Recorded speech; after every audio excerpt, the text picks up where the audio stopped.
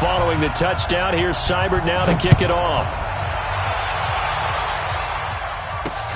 Fielded about a yard deep. And he'll get it up past the 20 to the 22-yard line.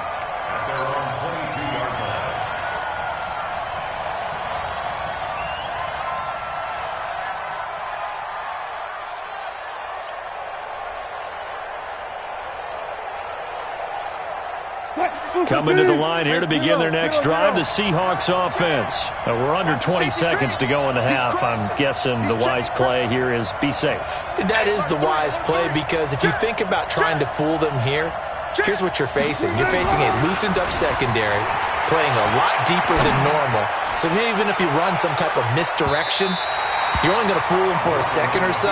And guess what? They're so deep, they're really not going to be out of position. Take the knee, get to the locker room. Meanwhile, they take a shot to start the drive, but this is going to wind up incomplete. Mike, let's put him on the buses. Let's put that team on the bus. One twins. He's coming. Second and 10 now. Wilson eluding the pressure right. Now on the run. He'll throw it back deep into a double team, and it's intercepted. Picked up by Denzel Ward. And a potential turning point as they'll get the football in very good field position late in this first half.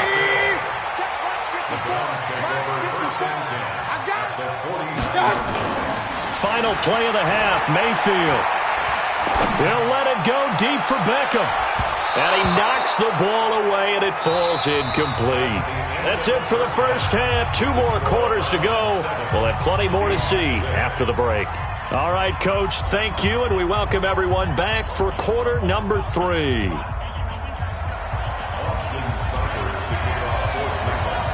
Both teams appear ready for the fight ahead, and we resume action here in quarter number 3.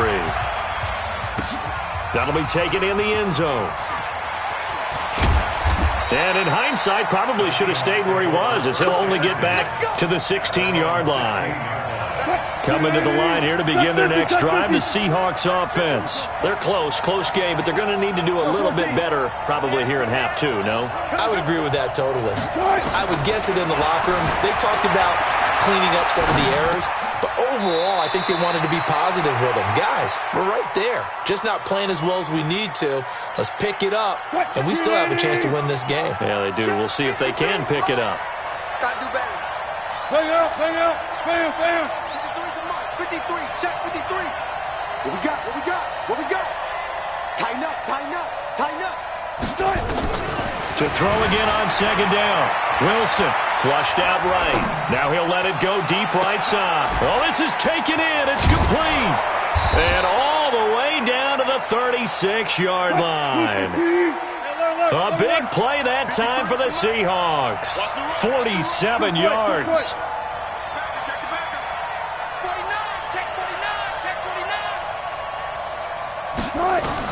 Now Wilson on first down. Forced out to his left. He's going to take off with it. He'll get 3 yards on the scramble there at second down. Mike, 53. Alert. Looking to throw again on second down. Wilson escaping the pressure right. And his throw here's incomplete. Tyler Lockett was the target there. And it'll bring up third down. So this is what happens when you throw interceptions. That confident veneer that you have is chipped away a little bit. Maybe a little bit gun-shy throwing it around. Yeah, underthrowing him there, and you're right. Those interceptions may be in the back of his mind. Now Wilson. That's caught by Hollister. And he's got this down almost to the 20 before he's dropped. It's a gain of 12, first down Seahawks. Throwing now, Wilson on first down. Flush to his right. And that's going to be incomplete. Too tough to hold on to that one. It's second down. We have not seen a whole lot of wide-open receivers. Everything seemingly has been contested. And that's another nice job there to force an incompletion. They've been very cohesive, knowing each other's moves all game long, and they've been on the spot just about every time. And they've held them in check on the scoreboard. To throw again on second down. Wilson. Pass pass incomplete. So back-to-back incompletions. Third down here and 10, but you're still in field goal range. And that's the thing to keep in mind. They're in field goal range. So now you don't take any unnecessary risks, but you try and find a way to get back to what you were doing earlier in the drive in order to finish this one off. On third down, Wilson eluding the pressure right. Wilson hit. It's loose. It's out. Fumble. And this is picked up by the Browns. And they're going to take over right there at the 22-yard line. When I see a play like that, I come back to risk-reward. I don't know about you, but is it worth it at that point, whatever you're going to pick up, to either take the hit, and in this case, lose the football? Right. Should have gone down. I mean, hindsight's always true. Nowhere to escape, and he goes down. So they come out of the locker room trailing, but plays like that, they won't be trailing much longer. Defense really starting out well this second half. Yeah, they knew they had to jumpstart things a little bit. They really struggled in the first half trying to slow them down. And he's going to go down again. Unable to stop KJ right there as he slips by for the sack. Well, let's go ahead and detail this situation here. Third and long coming up. And they're going to sack him yet again. The pass rush has been relentless. This time it yields a safety. So the screen pass goes backwards. That play seemed to have a potential disaster written all over it from the start. I mean, wasn't that a tough spot on the field to make that call? You're inviting defensive linemen and linebackers to get pressure. So if one of them sniffs this out, you're definitely in danger. And this time, it cost them 2 points. Coming to the line here to begin their next drive, the Seahawks offense. And last drive, obviously not what you're looking for. You've got the lead. You've got to protect the football. So in other words, someone got lucky because they've been moving the ball really well and wearing them down. In this case, there he goes left side. And all the way in, touchdown Seattle. Chris Carson, 68 yards. And the Seahawks are able to stretch that lead out a bit further. Pete Carroll in that familiar hands-on-knees pose. His guys will go for two here. To throw is Wilson. And he is into the end zone to bump the lead up two more. 16. Brown 7. Jason Myers to kick off for Seattle. And after the touchdown, here's Myers to boot it away. This is fielded at the chalk of the 10. And he'll take it past the 25 and up to the 28-yard line. The Browns take over first and 10. The Browns drive about to get started. And the last time they had the football, they surrendered 2 points on the safety. Well, you don't want to do that one again. No, not at all. It's almost like a cases clearing double, isn't it? Give up a couple of runs. Sure. just messes things up for you offensively. But now they've got to go ahead, take it, set it aside, and move forward.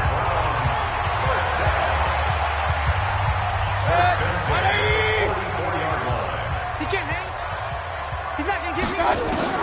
On first and 10, Mayfield. He's got Njoku, his big tight end. A gain of 6 there on first.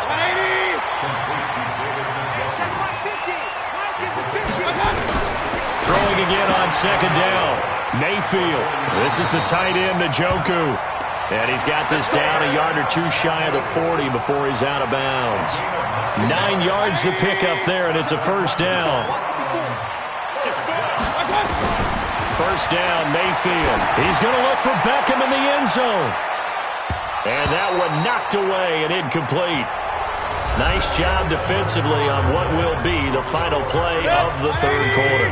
And we're back now here in Cleveland. It's the Browns with a deficit. They're trailing, but with the football here to start the fourth. Another throw on second down, and this one incomplete as well. Big play coming up. Here's third and 10. I would expect to see some pressure here. The pressure drops off as they'll look to throw. This one complete into the hands of Higgins. And that'll wind up moving the chains again as the tackle's going to be made at the Seahawks' 25-yard line. Now Mayfield. Njoku pulls this one in. He's got it for a Cleveland touchdown. David Njoku there to make the grab as they have now chopped this lead down to 3. Extra point by Seibert, up and good. And the lead is down to 2. 14.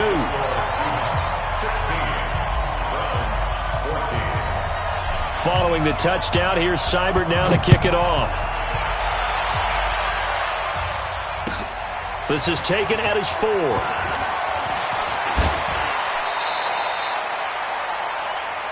We play to win. Let's go. Coming to the line here to begin their next drive, the Seahawks offense. They're holding on right now to that slim advantage in a one-score game, and you hear a lot about 2-minute offense and 4-minute offense. Obviously, the 4-minute offense applies here. How do they run that effectively? Yeah, really what the 4-minute offense is you're just trying to grind the clock. So you want consistent gains, steady gains. Doesn't have to be big plays, but it has to be plays that gets first downs and keeps the ball away from your opponent. But certainly throwing the ball is in the mix here. It certainly is. Just make sure that you're careful with it. And again, get those first downs, keep possession of the football. Dancing to his left. He can run for it, and he will. The rushing numbers for Wilson, maybe down from earlier in his career, but he's still a threat to go, showing it there, picking up the first down. On first down, Carson. Give the tackle there to Morgan Burnett.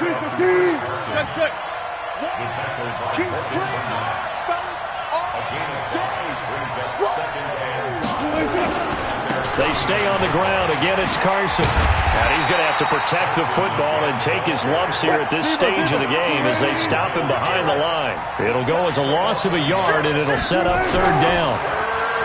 Throwing is Wilson. Steps away to his left. He may try and... Wilson hit. It's loose. It's out. Fumble. And this is picked up by the Browns. And a return will be stopped at the 34-yard line. I know when you're looking at the scoreboard clock, we're getting near the end of this game. But they were in what was really called 4-minute offense. And that's practice, being taking care of the football, taking time off the clock, not giving them a chance to come back. But bottom line is, what did I say in the beginning? Taking care of the football. That didn't happen. Didn't do it. A costly turnover. Give him 32 yards as we inch our way to the 2-minute warning. And the question now, how do they want to work the clock here on first and goal? A field goal would give them the late lead. 2 minutes remain, and that's our score differential as well. 2 points here in the fourth quarter. So the Browns in possession of the football here as we get you reset. And let's see what they've come up with offensively after having time to talk it over. They'll give it to Chubb. And he's in. Touchdown, Browns. Taking it in from 2 yards out. And once again, the Browns are back in front. Wow, I know it's a never-say-never situation. But to me, that looks like that's the one that's going to finish them off. The score that puts them in front here late, but not. You got to rally your kick team, don't you, and say the last thing we need is a big return. And what happens is guys get overeager, get out of their lane because they're so excited they want to make the last tackle. You mess up, could come back at you a long way. Following the touchdown, here's Seibert now to kick it off. This is fielded at the goal line. And he'll get across the 20 before he's brought down at about the 23-yard line. Coming to the line here to begin their next drive, the Seahawks offense. And last time, not only the turnover, but that turned into 6 points. They got to make up for that here. We always hear about empty possessions, but some are worse than others. You can have an empty possession, punt the ball away, get yourself set to play defense, but when you turn it over, it changes momentum, and when they take it downfield and punch it in on you, that's a bad possession all the way around. Yeah, but you're hungry to get back out there, aren't you? You better be, because otherwise, it's going to be a long day for you. Here we go. Here we go. Throwing now is Wilson.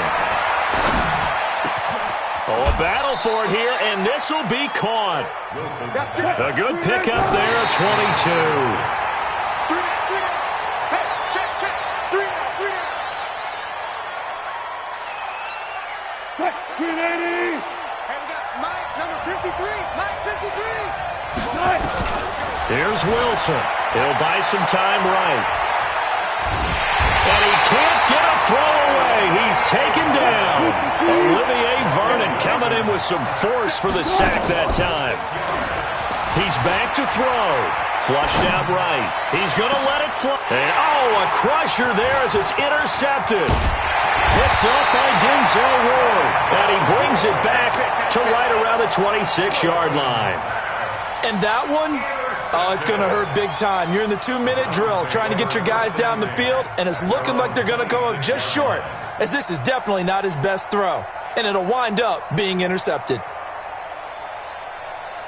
The Cleveland offense ready to go. And this one all over but the shouting, you might say. Now, there's one timeout remaining defensively, but probably no real need to use it here. Yeah, the only time they would use it, strictly for pride. Now the Seahawks forced to use their third and final timeout as they get the stoppage with just under 50 seconds remaining in the fourth. Line of scrimmage, the 37 on 1st and 10. Back to the ground. This time it's Chubb. And he'll go down right around the 47 this time. 10 yards on the pickup there, and it'll be 2nd down.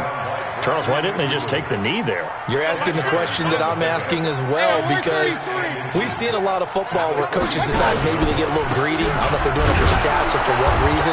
We've seen it happen in college. And how about in the NFL? The miracle of the Meadowlands. All they had to do was take a knee and the game was over. The Giants ran it one more time. Ball popped free. Philadelphia picks it up and wins the game. What year was that? 1978. I think it was in November. He'll let it go deep for Beckham. Got a man that's caught at the 6-yard line. A great come-from-behind victory in this one, Charles. And really the difference, obviously, was that fourth quarter. They dominated. And it has to start with believing that you can make that comeback. Because we've been in games before. We've done games where you can just look at one team and realize they have no chance of making it back. Not in the one we just saw here. They did it, and they did it well.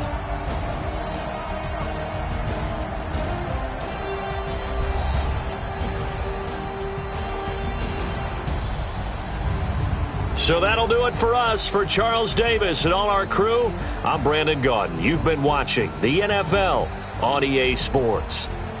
It's a win for the Browns, and they're happy in the dog pound as we say so long from Cleveland.